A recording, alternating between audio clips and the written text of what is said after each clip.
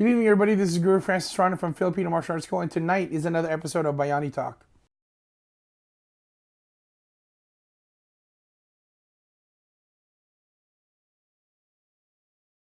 Good evening, everybody. This is Guro Francis from Filipino Martial Arts School, and tonight is another episode of Bayani Talk. And tonight, I'd like to talk about something that's really important. First of all, I'd like to extend our deepest and most sorrowest condolences to Grandmaster Mike DelMar's family, friends, and students. Grandmaster Mike, I met him in 2016 at the GSBA World Championship in Hawaii. And you know, there's just certain people that you meet that automatically you know that they're good people. That they come from good stock. And Grandmaster Mike DelMar was definitely one of them. He was kind. He was very welcoming. He treated me like a friend and somebody that he's known for a while already. And I really felt welcomed by him and a lot of the other Hawaii delegates. But Grandmaster Mike DelMar, you will be missed. So tonight, I also like to talk about legacy. I'm just starting to think about what are the things that their students are going through right now. And unfortunately, I know exactly what they're going through right now. Back in 2004, I think about 5 to 6 years I'm into Filipino martial arts training. My teacher, Master, or what we call him, Chief Joe Napio, passed away. Now, Chief Joe, when you meet him, he just has that stern, stoic look. And you know, the first time I met him, like, oh, oh, he could definitely take care of me. And but I wasn't even sure how do I even call him. And then I'm like, so when Guru Henry, my first Filipino martial arts teacher, introduced me to his teacher, which is Master, Chief Joe, he goes, yeah, this is my teacher, and he goes, just call me Chief. I'm like, okay. So I called him Chief, and he was Chief from then on for me. And then I remember my first session with him. We did sombrada. And this is something that what I do to every new potential student. When we did the sombrada, I was lost. I was like, I didn't know what was happening. Like, what's he doing? And then he kept telling me, so what did you notice? And I'm like, I noticed that you can, kick my ass. And he goes, no, yes, but no, that's not what I'm talking about. And it took a couple sessions before, I still didn't, I'll be honest with you, I still didn't understand what was happening. But he told me that, he started explaining to me what was the core principles of Filipino martial arts. And right there and then, I knew that Chief Joe was a freaking genius. So I started attending his classes Monday, Wednesday, and Saturday. And then I'll admit to you guys, I'm not the best student. I have a lot of priorities in the sense I was going to school at the time. I was going to college at Cypress College. I was also in a lot of musicals. So I was doing a lot of rehearsals. Let me just kind of give you an idea of my schedule on a day-to-day basis. I had classes from 8 to noon, and then I worked at the admissions and records office at Cypress College from 1 to 7, and then from 7 to about 11, I had rehearsals. So I'm on campus all day and all night. If you've ever been to a college parking lot, in the morning, it's a madhouse. If you can find a parking spot, great. But in the middle of the night, I'm like the only car in the parking lot, and I'm like in the boonies, like how far I park. But every time I'm late, every time I miss class, Chief would definitely call me. He would tell me, "Where are you?" And I'm like, "I'm at work," or "I'm at rehearsal," or he goes, well, "When are you gonna get here?" I'm like, "Oh, I don't know if I'm gonna get here." No, I'm not asking if you're coming here. When are you gonna get here? And that's when I said, "I'm on my way, Chief." So I would get in my car and head towards his home where we did our training.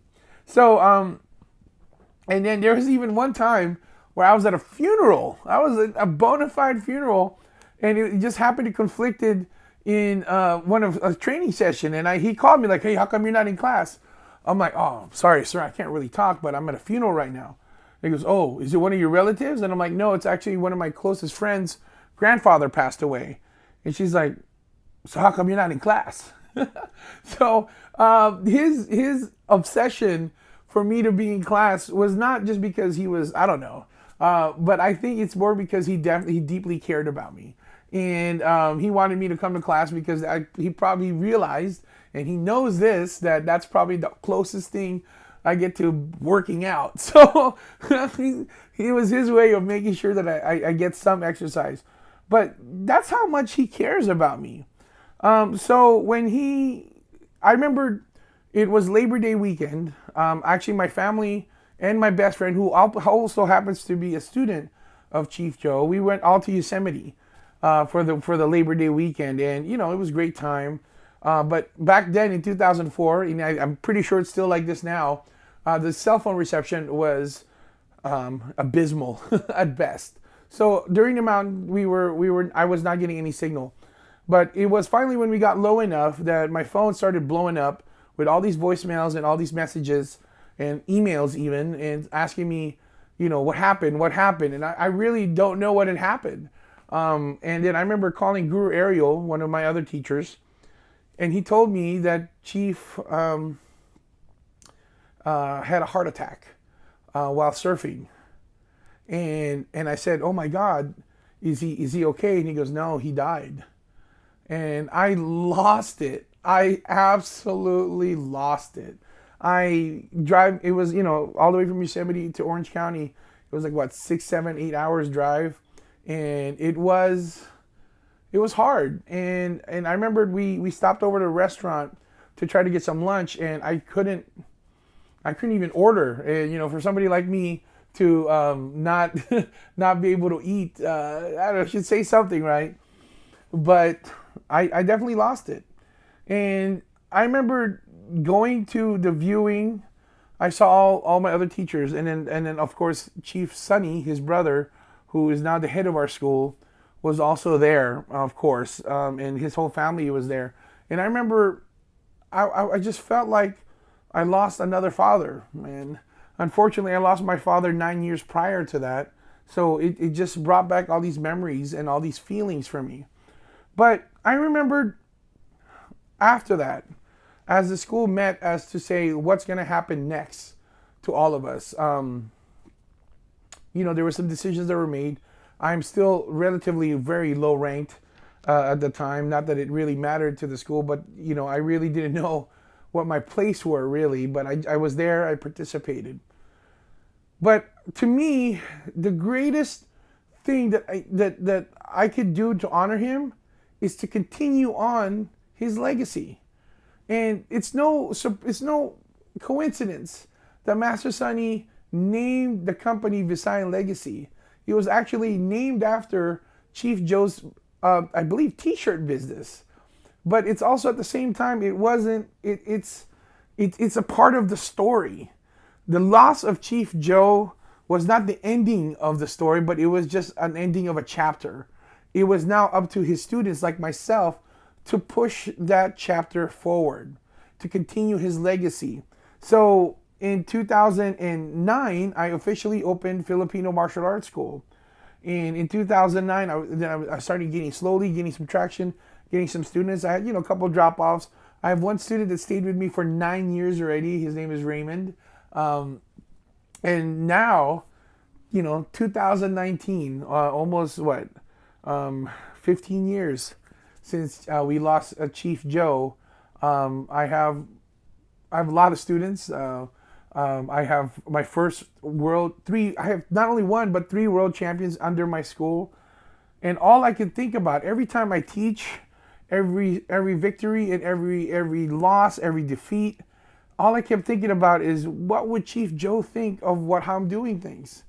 So now I carry his legacy forward by teaching and treating my students the way he treated me, by caring more about me than I really deserved. So to my students who are watching this, if you ever wonder why I kind of have a little bit of a when you guys don't show up or you don't confirm your attendance, it's just because that's the way I was taught also. That's the way Chief Joe reacted to me. I had to, if I don't come to class, he'll call me. But that's because he cared. He He loved me more than I ever deserved. So to my students, if I do that to you, is because I love you guys. And that's because that's the way I was taught. And that's the way I'm going to be teaching you guys. And I pray and hope that the legacy that I leave you guys one day shows you how much to love your students. And to the students of Grandmaster Mike DelMar, the responsibility is now yours, my brothers and sisters. You want Grandmaster Mike DelMar to live forever? Then keep pushing his legacy forward. Keep pushing it forward, because that's how you keep his memory alive. I miss Chief Joe every time I teach, every time I show something to my students, and every time I get a new student and we do the sombrada. It is my way of pushing Chief Joe's legacy forward. Chief Sonny, who is now the head of our school, and of course Chief Joe's brother, always told me that his goal for each and every one of his students is to not learn everything he knows, but learn everything that he knows and then make it better, surpass him, get better than him. He wants us to push this art forward. So to my brothers and sisters of the students of Grandmaster Mike DelMar, push his legacy forward. And he will always, always be alive in your hearts and in all the hearts of your future students.